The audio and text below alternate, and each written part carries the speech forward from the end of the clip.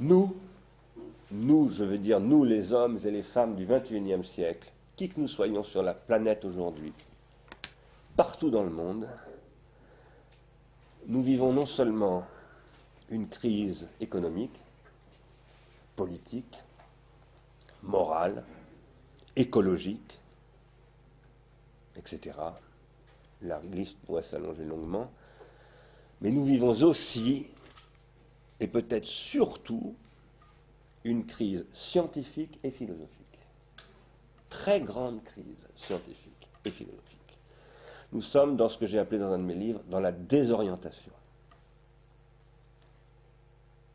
Et peut-être que plus profondément encore, nous vivons une crise psychique.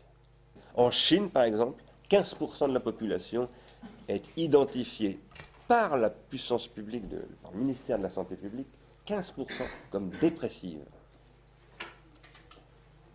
Nous vivons une dépression qui est économique, qui est culturelle, spirituelle, mais qui est aussi d'abord psychique et qui se vit malheureusement, douloureusement dans les hôpitaux, qui sont extrêmement encombrés, les hôpitaux psychiatriques, les cabinets de psychologie, etc.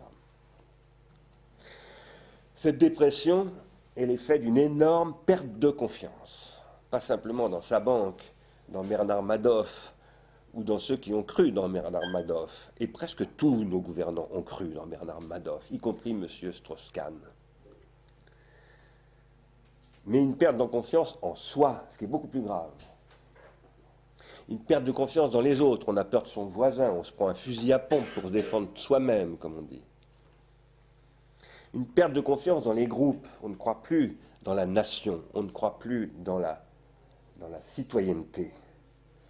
On ne croit plus dans la capacité des groupes à se maintenir et à maintenir ce qui les relie.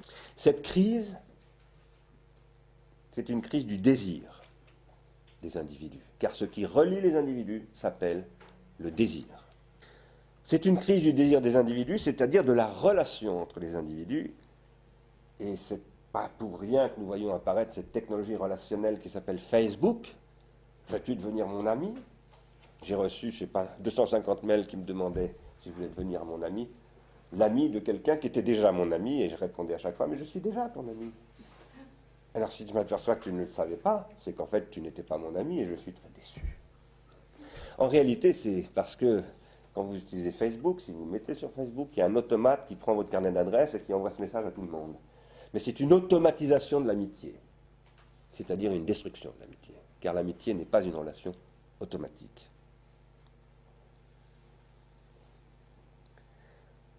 C'est la relation entre les individus qui est en crise, et c'est donc une crise de la chose sociale. Je dirais de la cause sociale, comme on dit, la cause, défendre la cause. Pour quelle cause vivons-nous ? Pour la cause sociale, bien entendu. Vivre seul, c'est ce que dit Aristote lorsqu'il parle de Philère. Vivre seul, c'est pas possible.